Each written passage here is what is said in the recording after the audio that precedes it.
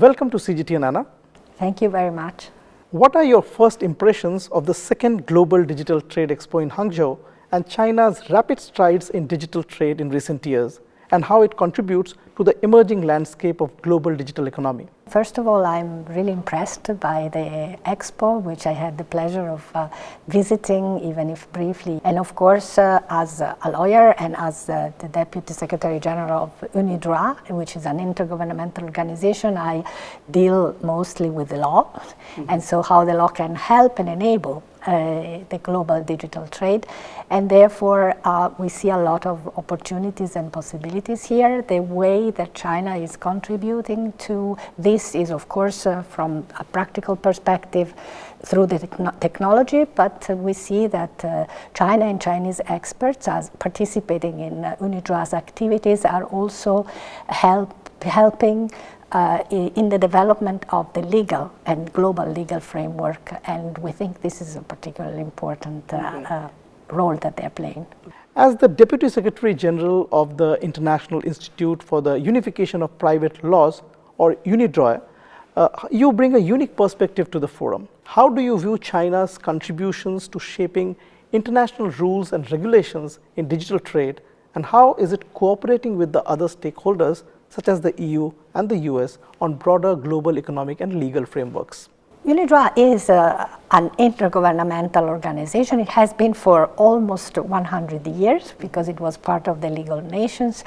And what we do is we develop different types of harmonized or uniform laws and instruments, from treaties to principles, soft law, legislative guidance, and we do so in collaboration with other intergovernmental organizations, but also with participation of experts and the private sector. So the idea is to develop balanced and transparent rules and a transparent legal framework.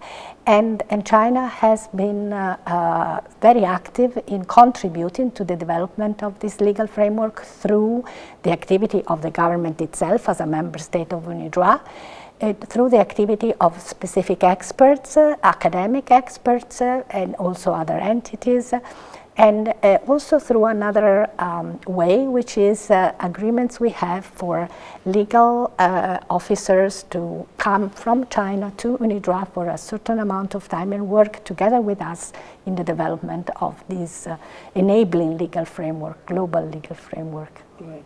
In an increasingly polarized world, we have witnessed trade, digital tech, and international financial instruments being politicized, with the US and China as the world's two leading powers, increasingly at loggerheads. How do you see this perceived China-US rivalry or competition will impact global digital trade and framing of the laws that will govern the sector? What I can only talk about the experience of my organization, which is where we see that all our 65 member states are really cooperating very actively together, and China is a major player. And what I can say is that the influence and importance of participation of China has grown over the years, and now it's really one of the major participants in the developments of our activities. I must say that in our experience, because we deal with private and commercial law, we see that there is cooperation going on, and we see that actually in the end all participants want things to function and wants the global electronic commerce to continue.